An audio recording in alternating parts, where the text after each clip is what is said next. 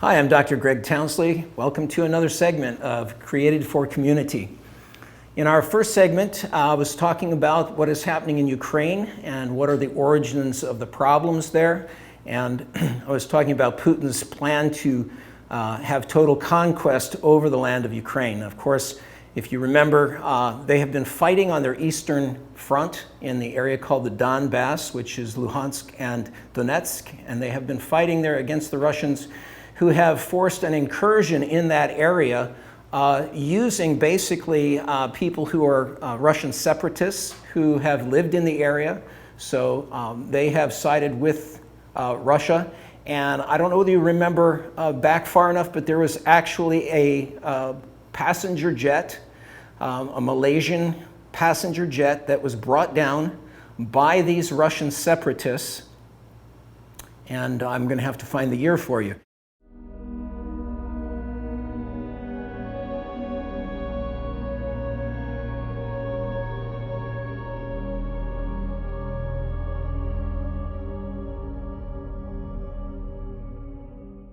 That incident led to Ukraine going in to bring military action to a greater level against these separatists. The separatists were being pushed back by the Ukrainian forces, and they were being routed. They were very violent. They were taking over entire towns and villages. They were, doing a lot of destruction. And Ukraine went in to take care of this after the downing of this passenger jet.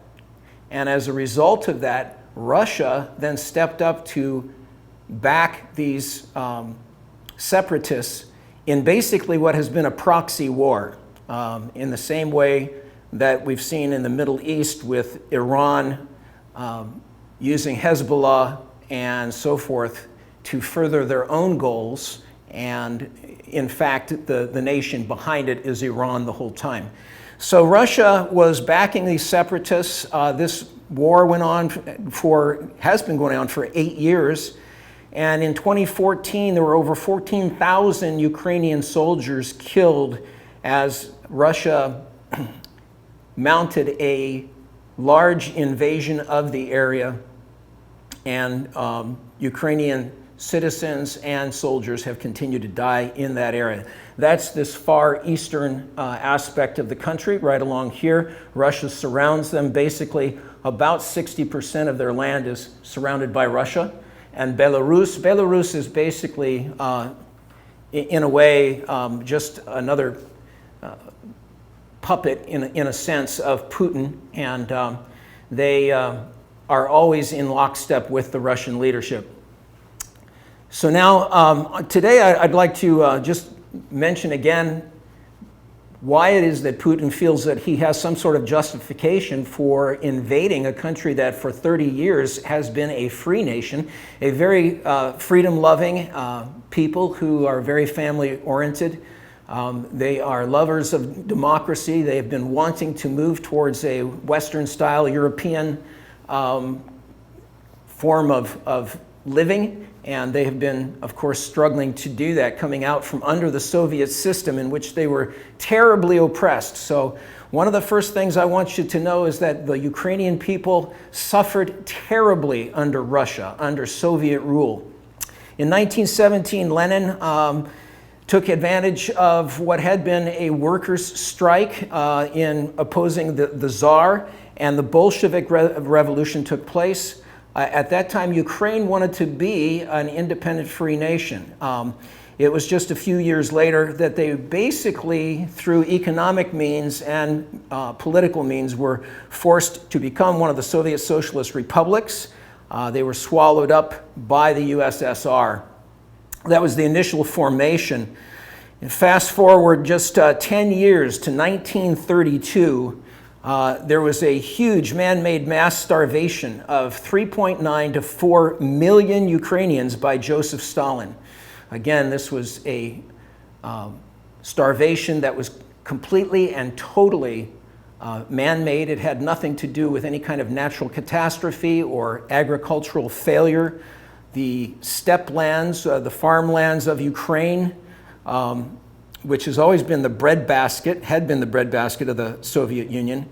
The very successful small community type of farms, with family farms, people having owned the land for many generations and farmed the land. And Joseph Stalin was out to force mass collectivization of the means of production and take control over how food was produced and distributed.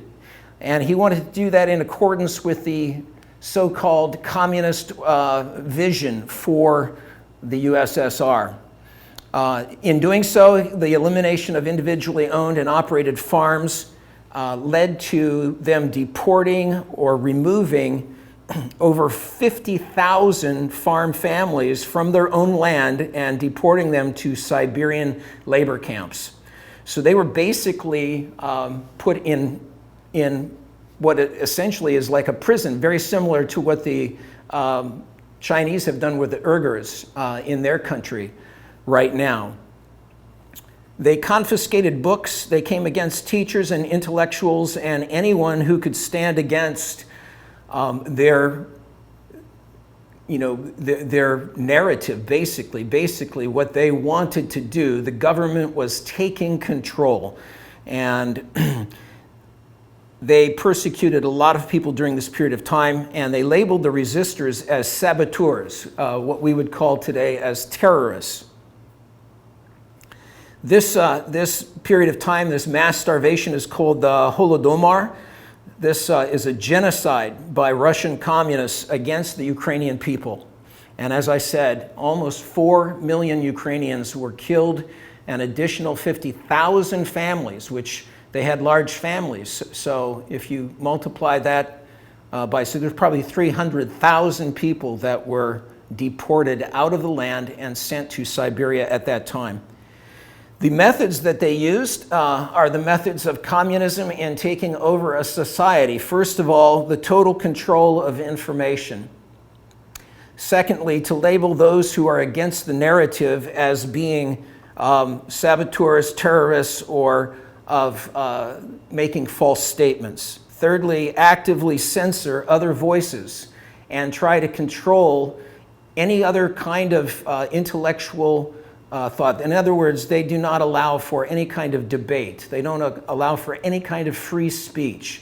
There's a total control that's placed upon free speech and freedom of thought. Then they remove the dissenters. Any of those who would stand against what they are doing are actually removed from society in some way. You know, so some of this same stuff we have seen in Australia, very, very concerning. Some of these same methods are being used in connection with the lockdowns and the response to the pandemic. The next thing they did was to deny access to food, services, and health care. And again, we see some of this, the same exact thing, with them trying to divide society into those who are vaccinated, those who are non-vaccinated, then turn people against each other, cause them to be so focused on crisis, using fear, that they then are able to manipulate entire populations into a pre-planned response. And I've been very concerned by how this has affected the whole sense of ohana and aloha here in Hawaii and across our country. I was listening to an album by Bob Dylan just a couple of nights ago called Slow Train Coming, named Slow Train Coming. And in that song, he says, "I see a time coming when even a home garden will be against the law." And this is exactly what the Soviets did to the Ukrainians during this Holodomor, during this planned and executed mass starvation of Ukrainians by Joseph Stalin. They took the wheat, took the grain, and took the bread from these different communities. Whereas before they were, they had farmers markets like we have here. They were sharing amongst each other. There was a local economy that was working just fine. And everyone was at a level of living that was comfortable. It was hard work, obviously. Anyone who's done any farming knows how hard that work is. But these people had communities that were functioning, that were civil, that were organized, and the communists came in to basically make the government be the be-all and the end-all and the do-all. In other words, the government would take over, they would own everything, they would control everything, and then they would take away private businesses and destroy basically the middle class. And they would destroy the educated people who could speak against them. So this is what happened in 1932 to 1933. And the effect of that was, as you can imagine, horrible. And of course, this picture is still in the collective memory of the Ukrainian people, of the Soviets from Moscow, the leadership of Russia, starving their ancestors to the point where, and stealing their land, stealing their farms, taking bread away from them when they had grain, and then sending it away to the point where these people starved on their own land or scattered throughout places wherever they could try to find. They were eating bark, they were eating dirt just to try to survive. It was a horrific, horrific genocide.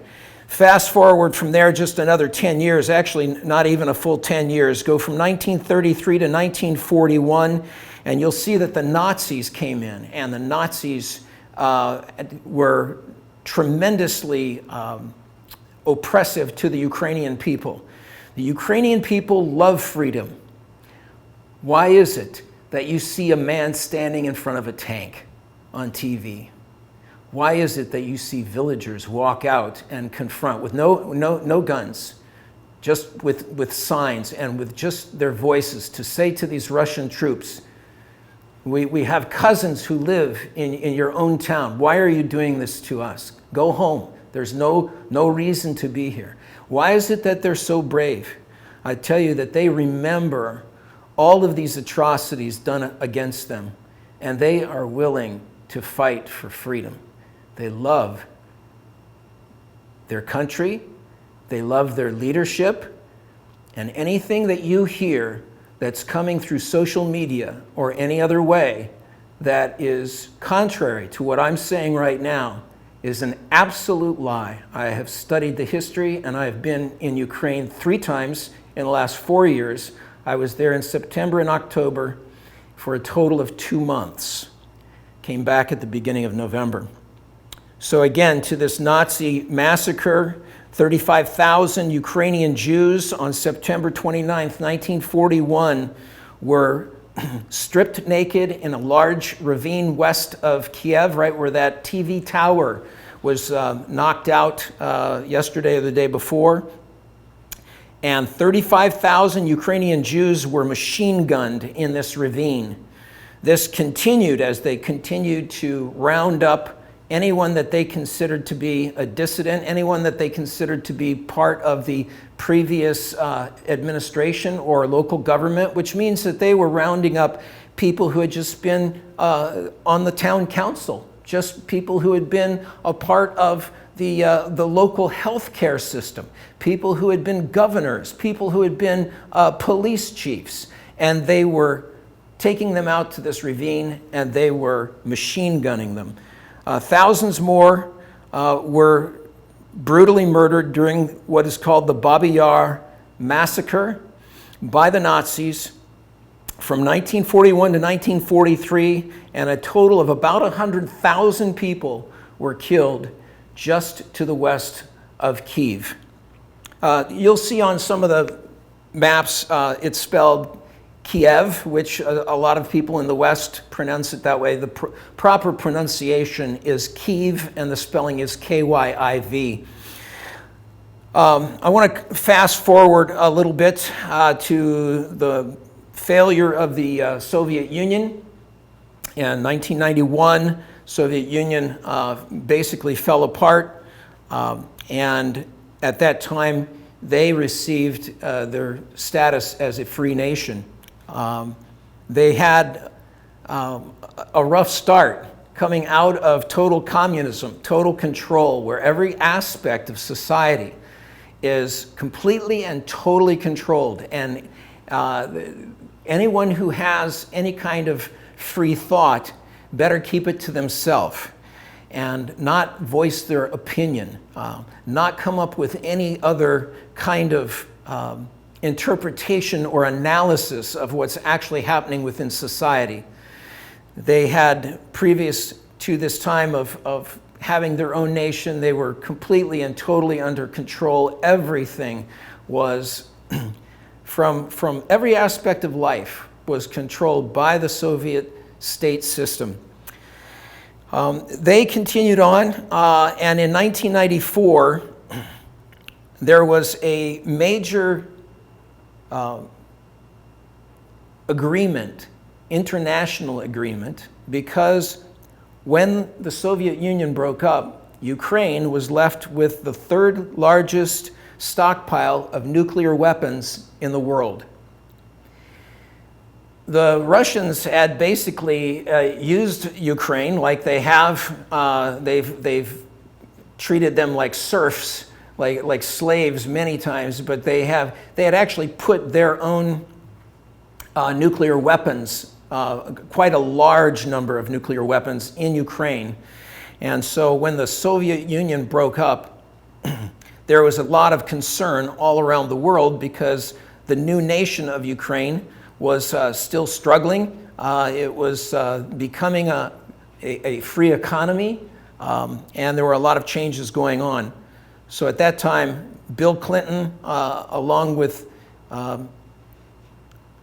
the head of Russia and the head of Ukraine at that time, had an agreement called the Budapest Memorandum.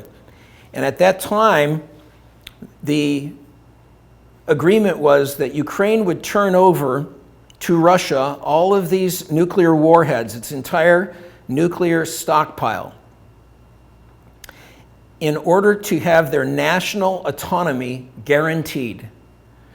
Again, Russia has an agreement as of 1994 with Ukraine called the Budapest Memorandum that guarantees, by Russia's word, the national autonomy of the nation of Ukraine.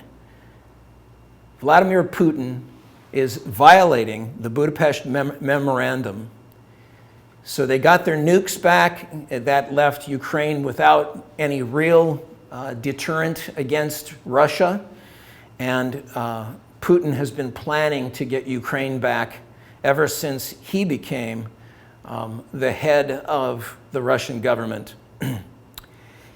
I'm going to go forward from there to 2004 and talk about the election that took place with a person who was nothing more than a Soviet puppet who was under the direct control of Moscow. And his name was Yanukovych. And he was in there was an election that year, 2004. He was going against a man whose last name is Yushchenko. So it's Yanukovych against Yushchenko. Well, during this time, Yushchenko was poisoned. Something that you see very commonly with anyone who disagrees with the Soviet system and has some sort of a major voice out to the people. And Yanukovych, who was a Russian puppet, won a totally rigged election.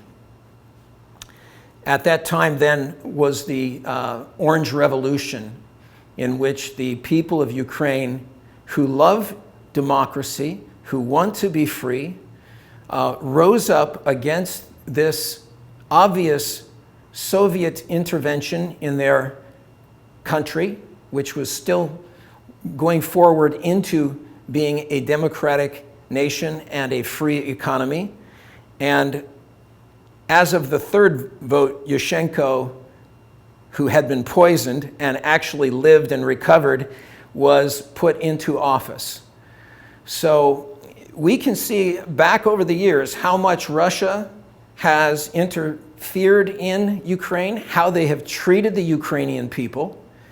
And You might ask, well, what is the reason, current reason, the actual real current reason for Vladimir Putin to justify going into Ukraine? He has tried to say that we are a people with a common ancestry. Of course, if you look at the history of Europe, almost every nation over there can claim some sort of common ancestry. But that would be like the United States saying that we have a right to invade Canada because we have a common ancestry with Britain and the United Kingdom. That's how ridiculous this is. Again, it's like the United States invading Canada and saying we have a right to do this because we have this common ancestry out of England. We have relatives on the other side of the pond. This is how Putin is trying to play the world by claiming to be basically the new czar and seeing himself in the lineage of Prince Rurik, who at one time in ancient times ruled over the land of Russia. The actual reason has to do with Russia's third largest section of its economy. Russia has one major export to the world, and that is gas and oil. And this gas and oil comes from Russia and is pumped into the different countries of Europe through Ukraine. So they have a major interest in Ukraine because of these pipelines. This is their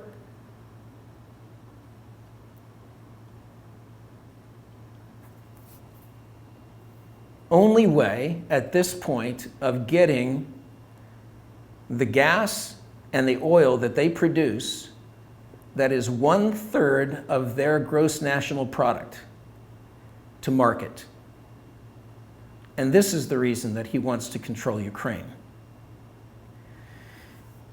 He was in the process of building Nord Stream 2, a pipeline that goes through the North Sea directly from Russia to Germany, a much more direct route, and being able to bring then the refined crude oil and the gas down to Germany.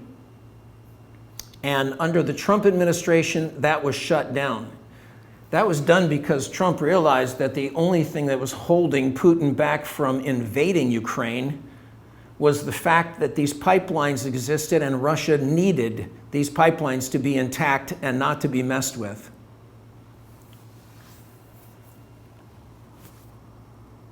When the current administration came into the White House, one of the first things that was done on a geopolitical scale was that Nord Stream 2 was allowed to restart. At that point, that was a signal or message to Putin that we're going to allow you to get your gas and oil to market. We're not going to interfere with that. And Putin took that as a sign of being able to invade Ukraine, because he figured he could do it quickly enough that this infrastructure of pipelines would not be able to be seriously damaged before he could take over the country. He thought that with Nord Stream 2 being able to take place, that he had basically a backup plan and had the safety of knowing that leaders in the West would not interfere with his economic quest. So what's going to happen going forward from here? What's the long story here? Russia wants to have Ukraine and to control Ukraine and to have it back as part of what Putin sees as the glory days of the Soviet system and Russia's new empire.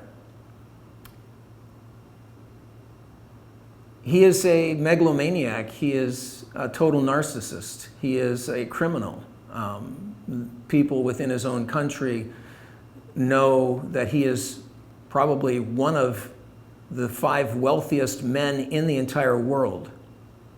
We don't know the entire amount, so we can't say where he ranks with Bill Gates and some of the other billionaires, but most people think that he's either number 1 or number 2 in the entire world as far as wealth.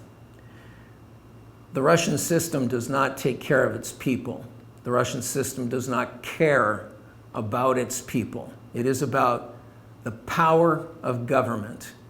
And if the United States is not careful with the voices that are being raised for big government and the ways that we are seeing corporations and big tech and government come together to exercise the kind of power that was being actively expressed through the Soviet system, we might lose our freedoms and we might lose our Constitution and our Bill of Rights.